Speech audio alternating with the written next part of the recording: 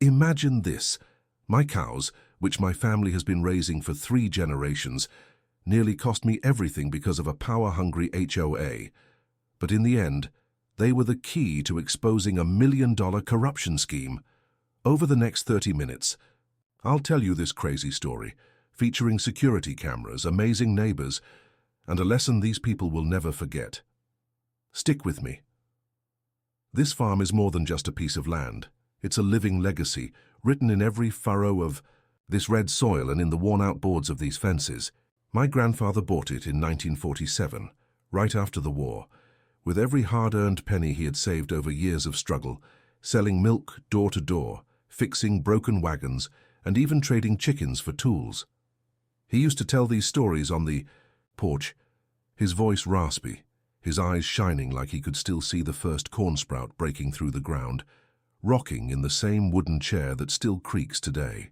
He said he built these crooked fences with his own hands, hammering bent nails under the scorching sun, his back burning, his hands bleeding, but his heart full of what he called the true American dream, a place where no one could tell him what to do, where honest work mattered more than empty promises. He was a simple man, a man of few words, but every fence, every barn standing here was proof of what he believed in. My father took that dream in his calloused hands and made it even bigger.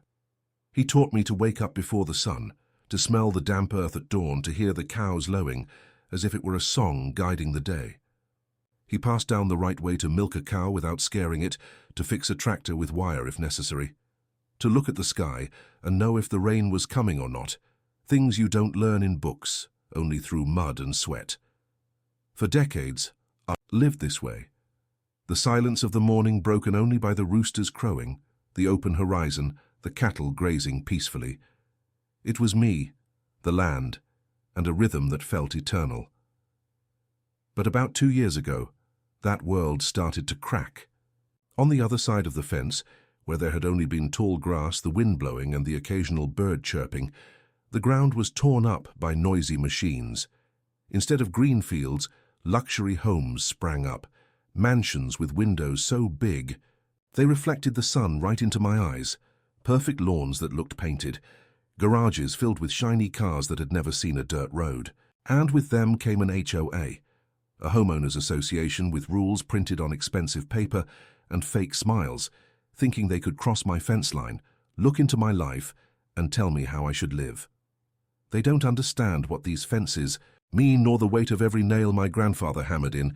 To them, this is just a plot of land. To me, it's everything.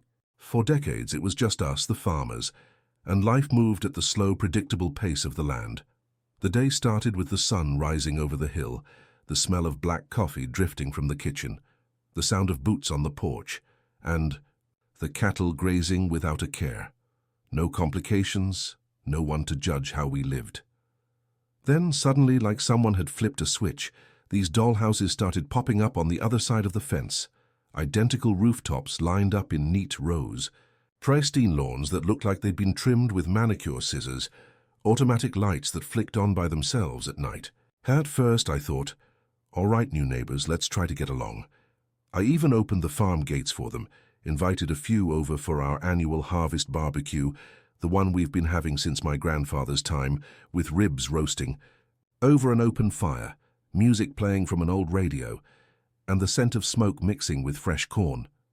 They showed up in khakis and polished shoes, looking around like they'd landed on another planet. But you know what's funny?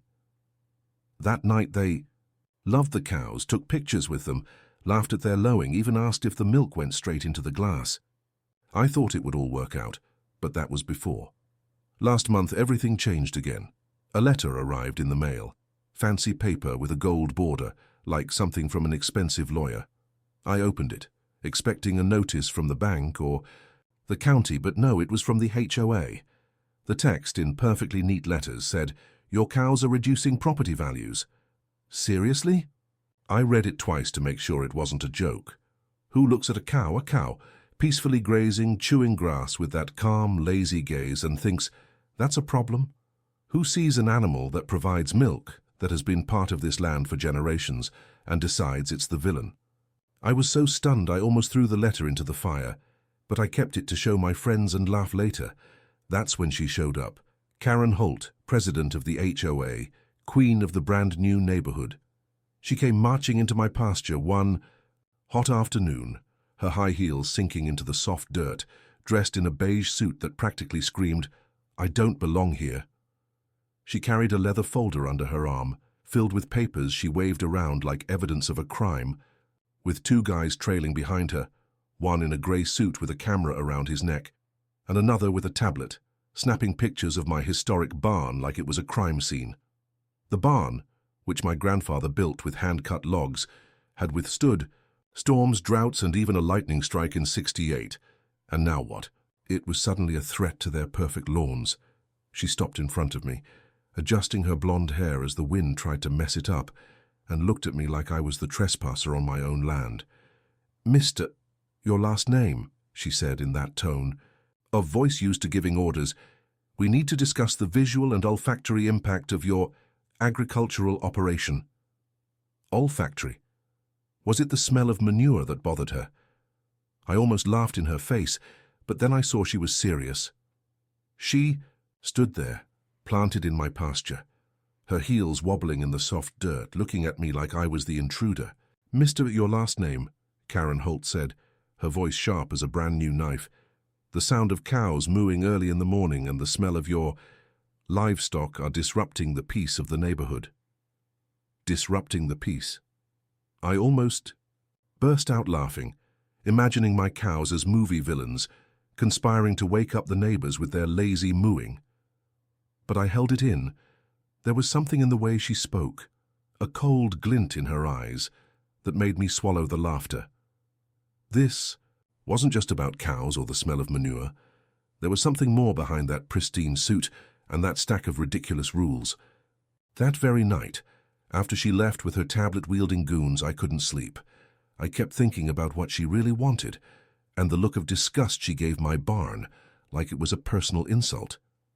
That's when I decided to check the security. Cameras I had installed a few months back, after some coyotes started lurking near the chicken coop. I didn't expect to find anything more than a nosy raccoon or the wind rustling the bushes. But at 11:47 p.m., the cameras caught something very different. 3 dark figures, their flashlights cutting through the thin mist, sneaking near my western fence, the one closest to those shiny mansions. My heart pounded as I zoomed in. It was her, Karen Holt. Her blonde hair pulled back into a perfect ponytail even at midnight, accompanied by 2 men I had never seen before. One carried a clipboard, the other a large flashlight, scanning my land like they were mapping every inch. What the hell were they doing there, sneaking around in the dark, hours after she gave me that lecture? Had my land become the stage for some plan I couldn't even imagine? That set off an alarm in me. The next day I started digging deeper. I called Jake from Thompson Farm, a longtime friend who raises pigs and grows corn about 5 miles from here. His voice trembled on the other end of the line. "You got a letter too, didn't you?" he asked before I even had a chance to explain. He told me the HOA had sent him the same notice, that his pigs were devaluing the neighborhood, and that the old tractor parked in his yard was an aesthetic aberration. 3 generations of farming, his grandfather breaking that land, with a hoe and sweat, his father planting every row of corn that still feeds his family, and now we were the undesirables. Jake said he'd heard rumors of other farmers in the same situation. Letters arriving, strange visits at night, disapproving glances at our barns and pastures. Suddenly, this wasn't just about me or my cows. It was about all of us, the ones still holding on to this legacy while the new neighborhood tried to swallow us up. If you're enjoying this story so far, this standoff between a stubborn farmer and an HOA that thinks it rules the world, give it a like to support me in this fight. And subscribe, because trust me, things only get crazier from here. What are Karen and her flashlight-wielding goons plotting? I'm going to find out, even if I have to stay up all night watching, to help you understand why I wasn't going to. Give up an inch in this battle. Let me take you deeper into this story and tell you what this land means to me. It wasn't just about stubbornness. My grandfather, a man with calloused hands and sharp vision, did more than just buy this piece of land. He protected it tooth and nail, as if he knew trouble would come in the future. It was 1943, and with a mix of sweat and savvy, he secured a protected agricultural land certificate, an official document stamped and signed that shielded this place from any greed that might surface decades later. He had that foresight, you know? Like he could see through time and predict that one day someone would try to take this from our family. I grew up hearing these stories, and those yellowed papers, kept in a rusty metal box in the attic, became a kind of relic to me. They weren't just old sheets, they were proof of his legacy, a treasure I carried with pride. So when Karen showed up again, full of herself, thinking she could break me with her arrogant speech, I didn't hesitate. I went up, grabbed the box, carefully took out the documents, almost like handling a rare jewel, and laid them all out on the table right in front of her. You should have seen the scene. Her face turned red like a ripe tomato, the kind we used to pick in the backyard. She was speechless, which for someone like Karen was almost a miracle. I guess she never imagined that a hick farmer, as she liked to call me, could have such a powerful card up his sleeve. But it didn't stop there. That's when Ed Carter, my retired neighbor, decided to step in, and let me tell you, he wasn't just some retiree playing dominoes on the porch to pass the time. Ed had been a county judge for over 20 years, a man who knew the law like the back of his hand. Ed let out a dry laugh, the kind that's more of a scoff of disdain, as he flipped through the HOA documents Karen had so proudly handed me. He adjusted his crooked glasses on his nose and shot me a look like he'd seen this kind of move 1,000 times before.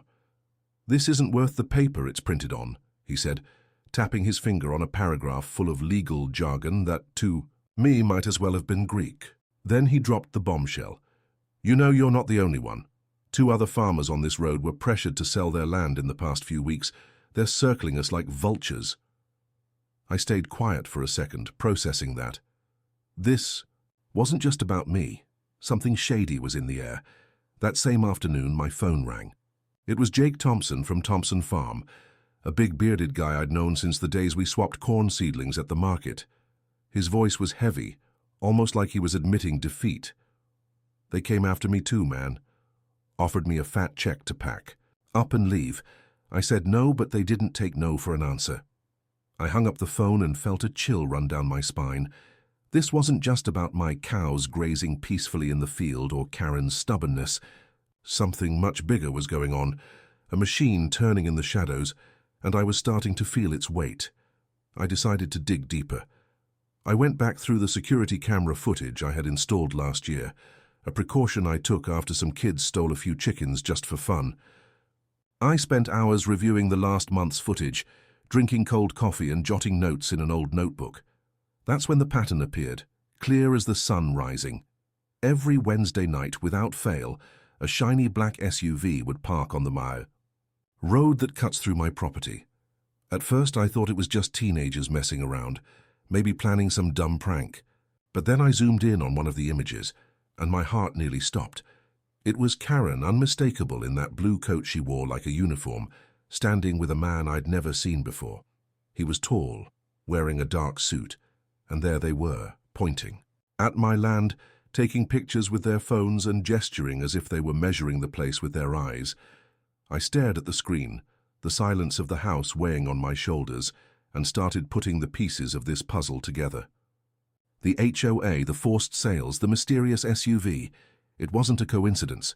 Someone was after more than just a patch of pasture.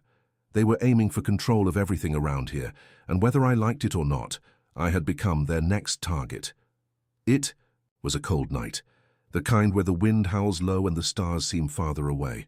I was in the kitchen, stirring the last bit of coffee that had already gone cold in my mug, when the doorbell rang, a sharp sound that cut through the silence of the house like a knife. I walked to the door, feeling wary, because no one shows up unannounced at this hour around here. When I opened it, I came face to face with Laura, Karen's assistant. She stood there, hunched in her coat, her face pale and eyes wide, trembling as if she had just seen a ghost. Before I could ask anything, she stretched out her hand and handed me a flash drive, one of those cheap black plastic ones.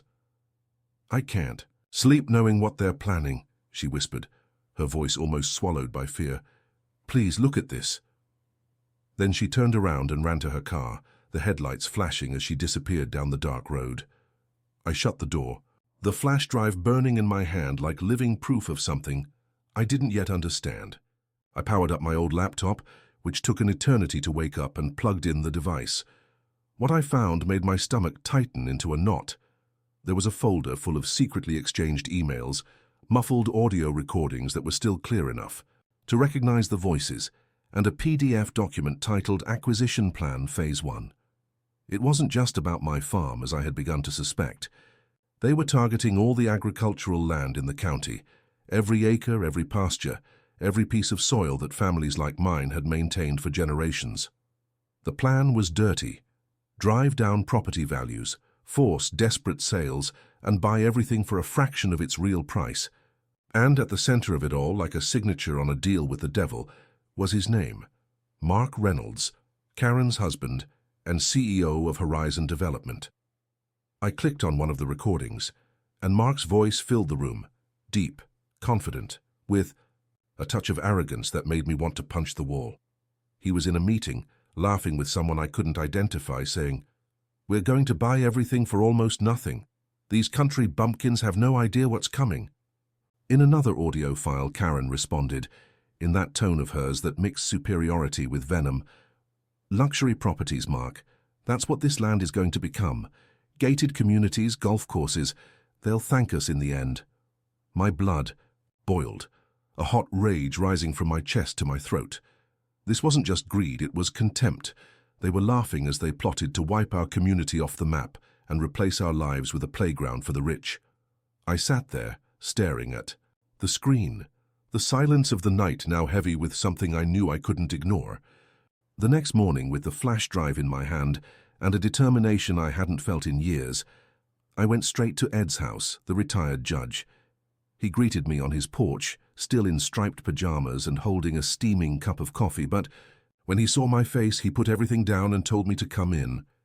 We sat in his living room, which smelled of old wood and musty books, and I laid everything out on the table, the flash drive, the emails, the recordings, the secret plan. Ed adjusted his crooked glasses, grabbed his laptop, and started reviewing the files with a focus that reminded me why he had been such a respected judge for so long.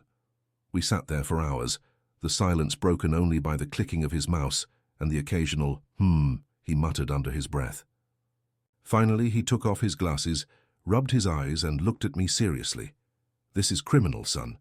Manipulation of property values, forged documents, coordinated pressure. This reeks of fraud from miles away.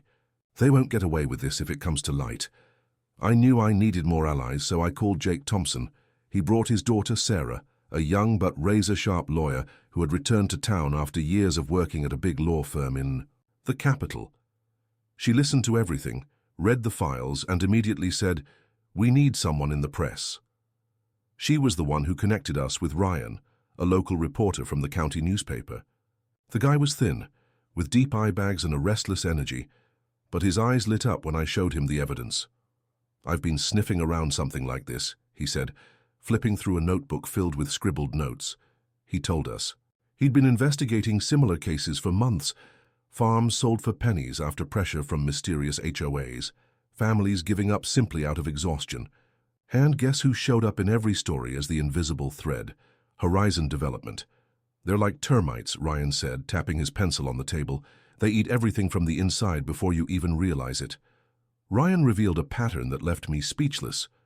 Over the past 2 years, wherever farmland disappeared in the state, Horizon was there, buying cheap, building expensive housing developments, and pocketing obscene profits. Here on our street, he cross-checked the data with the fake complaints the HOA had thrown at me. Those letters full of accusations, cows making too much noise, fences not maintained, supposed aesthetic violations, were signed by neighbors I had known for decades. I decided to check for myself. I knocked on the door of Mrs. Ellis, an 80-year-old lady who lived across the street and always asked me to bring fresh milk for her granddaughters. When I mentioned the complaint with her name on it, her eyes widened, and she almost dropped her cane. "I love your cows," she exclaimed, outraged. "I never signed anything like that. Who's making up these lies?"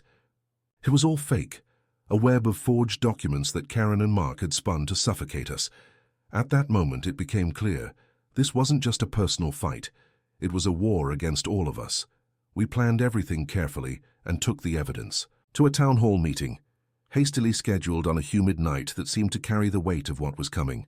The hall, usually empty except for a few sleepy discussions about taxes or road maintenance, was packed to the rafters. Farmers from all over the region showed up, men and women with faces weathered by the sun, boots caked in dirt, some still smelling of hay. There was Jake Thompson, with his daughter Sarah beside him, jotting everything down in a notepad, Mrs. Ellis gripping her cane firmly despite her age, and even old Pete, who almost never left his farm. The air was electric, a mix of anger and hope as we prepared to lay the truth bare. I stepped up to the makeshift podium with Ed and Ryan by my side, the laptop hooked up to a projector, casting grainy images onto the peeling wall. We showed everything. The security camera footage of Karen's black SUV parked on my property, the emails full of veiled threats and promises of profit, the secret Horizon development plan with maps marking every farm in the county as a target. With each slide, the murmurs in the room grew, gasps, low curses, heads shaking in disbelief. 3 HOA board members, sitting in the front row looking like they'd rather be anywhere else, began shifting uncomfortably. Then Lisa, one of them, a middle-aged woman who always seemed too nervous for these meetings, suddenly stood up. "I can't take this anymore," she said, her voice trembling as she pulled a stack of papers from her pocket. "Karen pressured us to sign those fake complaints. Here, it's all here, her emails telling us to lie." She threw the papers onto the table as if they were a bomb, and the other 2 members asked to leave shortly after, slipping out the back door with their shoulders hunched. Karen, who had been sitting there with her usual forced smile, suddenly fell silent. Her face, once red with arrogance, was now pale, her eyes fixed on the floor as we dismantled the house of cards she and Mark had built. The hall erupted in shouts and applause as we laid bare their entire scheme, every piece of land they planned to steal, every family they wanted to crush. But the final blow, the one no one saw coming, came when the courthouse door creaked open and a man in a grey suit walked in, his badge gleaming in his pocket. He introduced himself as a state investigator, his firm voice cutting through the crowd's noise. "We've been tracking Horizon development for months," he said, stepping into the center of the hall. "Suspicions of fraud, extortion, forgery, but you just handed us the missing evidence to close this case." He looked at me, at Ed, at Ryan, then at Karen, who seemed to shrink in her chair. This just became a lot bigger than a neighborhood dispute. The silence that followed was heavy, but for us, the farmers, it was the sound of victory beginning to take shape. The investigation caught fire fast, like a trail of gunpowder no one could put out. The state investigator wasted no time. With the evidence we provided, he secured warrants and sent teams to dig through every corner of Horizon development. Security cameras, not just mine but others Ryan helped track down, caught Mark in the act, meeting with corrupt county officials in dark parking lots. It was always at night, under the dim glow of broken streetlights, as they exchanged envelopes and handshakes that fast-tracked illegal zoning changes. Every frame was another nail in the coffin of their empire. It didn't take long for everything to crumble. Karen and Mark were arrested in a high-profile operation that made statewide the news. The charges came in an avalanche: conspiracy, fraud, extortion, bribery, the full package. When the handcuffs clicked, I could almost hear the sound of their greed-built kingdom collapsing. Horizon Development, once a name that sent chills down any farmer's spine, turned to dust overnight. $1-million projects came to a screeching halt, cranes rusting in abandoned construction sites. The company's assets were frozen, and the expensive lawyers Mark had always relied on couldn't save him this time.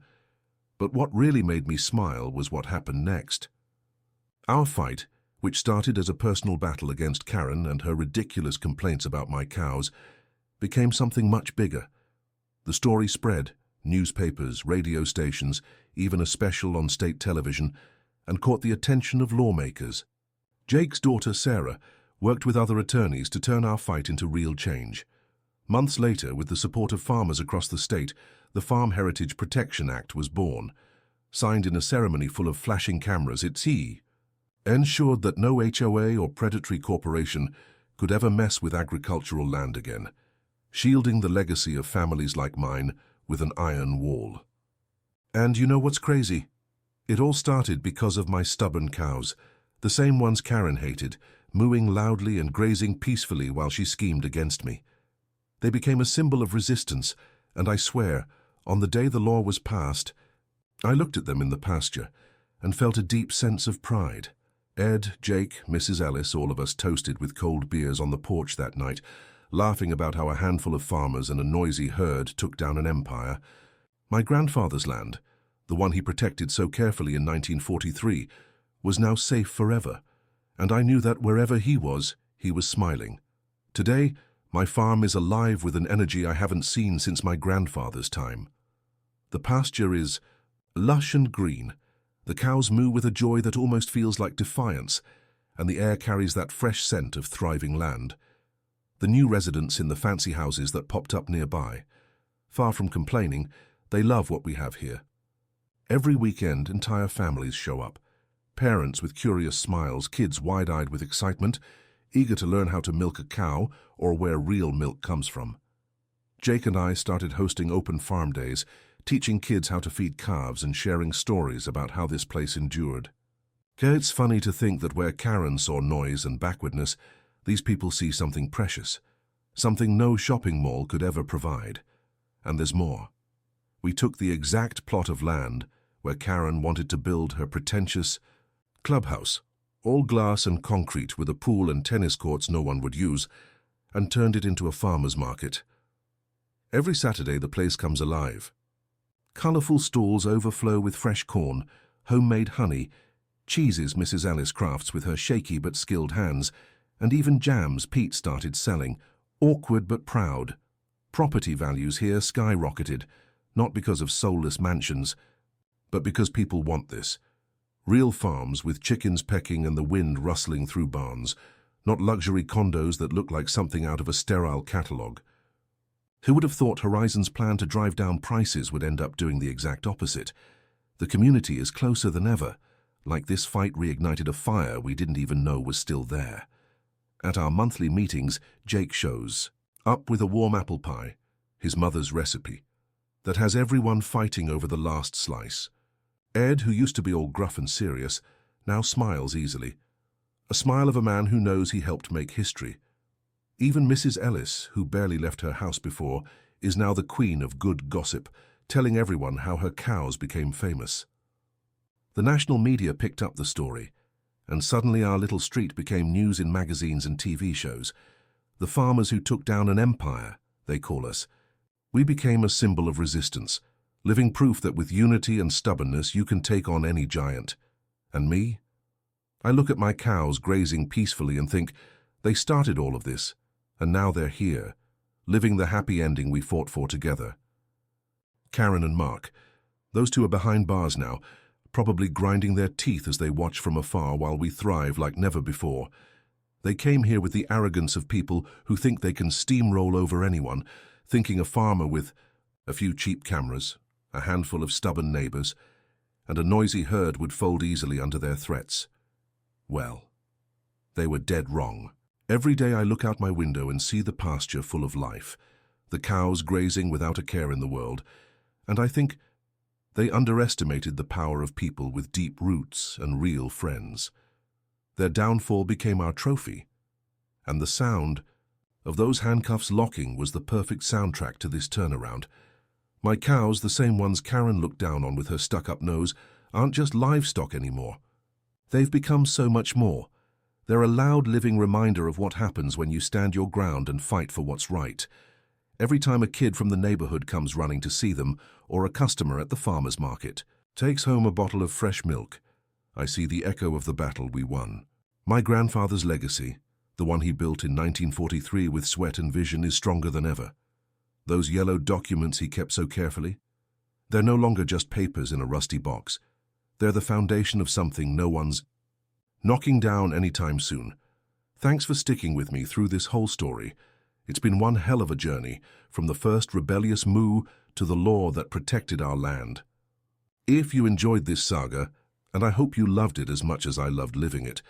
Drop a like, subscribe so you don't miss what's coming next, and tell me in the comments, what do you think of my cows?